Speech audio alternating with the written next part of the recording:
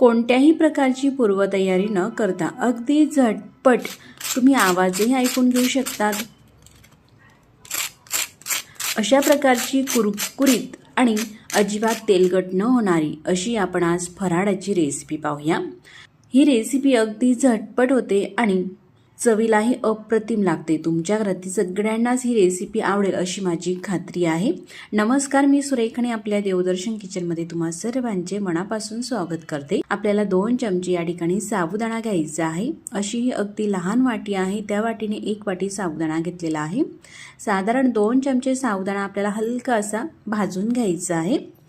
साबुदाणा भाजायचा म्हणजे साबुदाण्याचा रंगही आपल्याला बदलू द्यायचा नाही। तर साधारण 1 ते 1.5 मिनिटापर्यंत अगदी गॅसची फ्लेम कमी आहे, कमी गॅसवरती परतून घेतला म्हणजे जे मॉइश्चर आहे ते पूर्णपणे निघेल आणि साबुदाणा मिक्सरमध्ये छान असा बारीक होईल। त्यानंतर साबुदाणा काढून पूर्णपणे आपल्याला थंड होऊ द्यायचा आहे।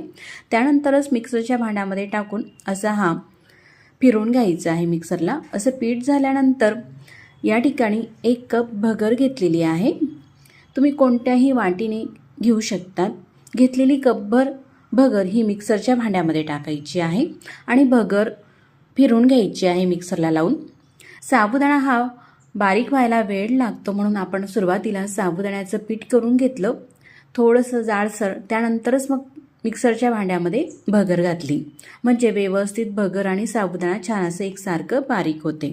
आता गॅसवरती पॅन ठेवून घेतला, त्यामध्ये फक्त 1 चमचाभर आपल्याला तेल घालायचं आहे, जो पोहे खाण्याचा चमचा असतो ना त्या चमच्याने, आणि पाव चमचा जिरे, चवीनुसार मिरची घालायची आहे। या ठिकाणी 2 हिरव्या मिरच्या बारीक चिरून घेतल्या आणि त्या अशा फ्राय करून घ्यायच्या आहे।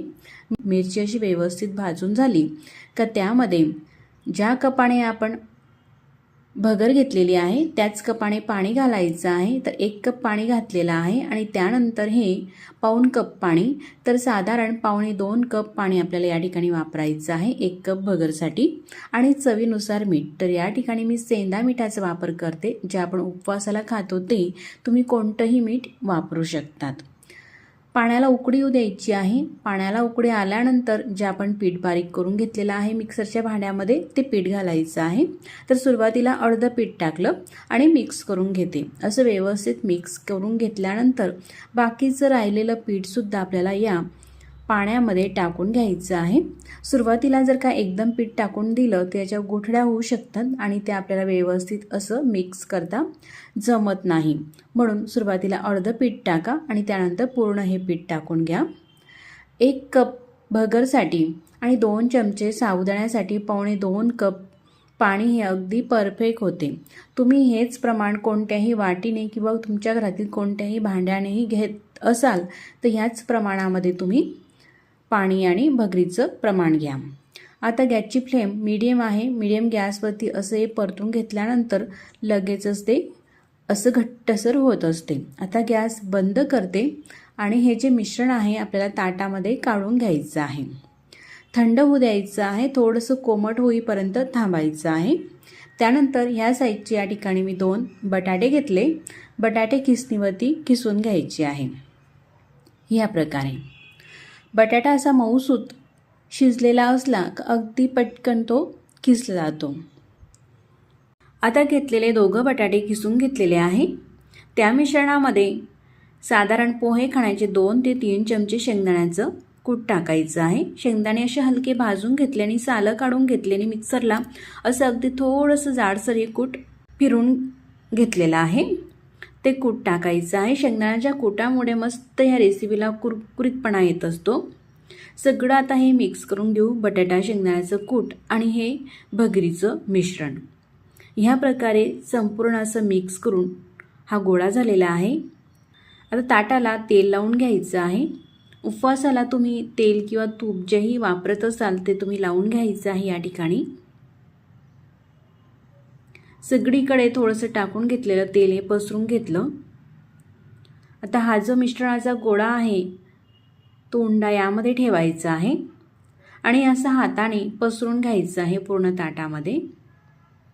पसरवताना तुम्ही गोल आकारामध्येही पसरून घेऊ शकतात किंवा असा थोडासा चौकोनी आकार द्या, म्हणजे आपण जेव्हा कापतो ते आपल्याला कापायला, वड्या पाडायला अगदी सोयीस्कर जातं।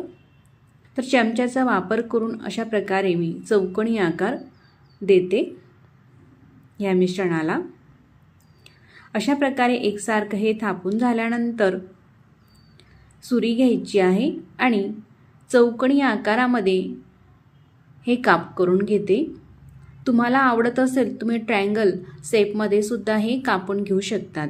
तर या ठिकाणी मी असे मीडियम साईजचे चौकोनी आकारामध्ये हे कापून घेते। ह्या प्रकारे संपूर्ण पीसेस हे कट करून झालेले आहे। आता ह्या वड्या मी तुम्हाला काढूनही दाखवते, अगदी सहज निघत असतात, अजिबात चिटकत नाही। खाली थोडंसं तेल लावून घेतलं का पटकन ह्या वड्या निघतात।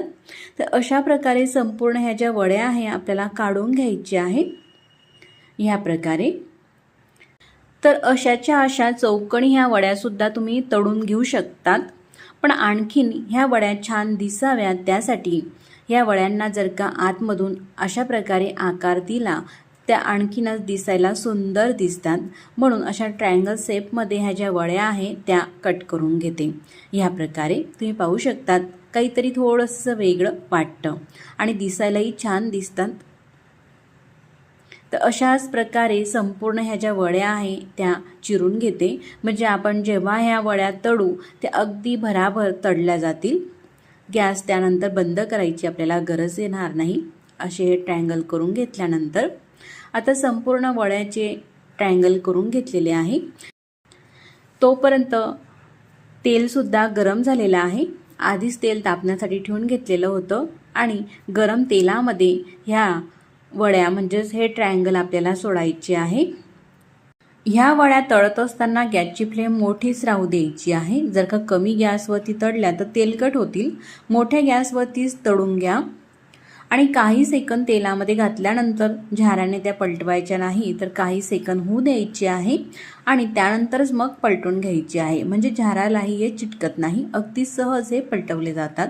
ह्या प्रकारे तुम्ही पाहू शकतात किती सोपी रेसिपी आहे। साबुदाणा भिजत घालायची गरज नाही किंवा काही नाही, अगदी झटपट हे ट्रायंगल होत असतात ह्या वड्या।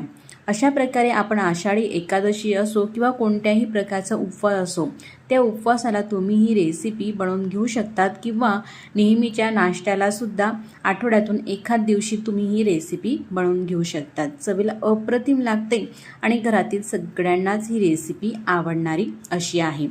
असा छान रंग आलेला आहे मस्त।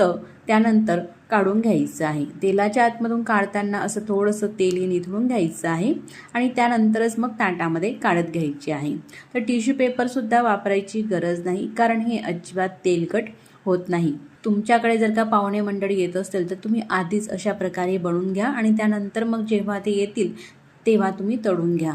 रेसिपी किती कुरकुरीत आणि खुसखुशीत झालेली आहे तुम्ही पाहू शकतात आणि किती सोपी आहे। फक्त 10 ते 12 मिनिटांमध्येच ही बनून तयार होत असते। त्यासोबतच थोडे भाजलेले शेंगदाणे आणि हिरव्या मिरच्या ह्याची चटणी वाटून घेतली आणि तडका दिलेला आहे जिऱ्याचा। तुम्ही पाहू शकतात ही रेसिपी आपण पूर्णपणे तळून घेतलेली आहे आणि आता आवाजही ऐकून घेऊ शकतात किती कुरकुरीत ही रेसिपी वाटत आहे। चवीला अप्रतिम लागणारी आणि झटपट ही रेसिपी तुम्हाला कशी वाटली मला कमेंट्स करून नक्कीच कळवा।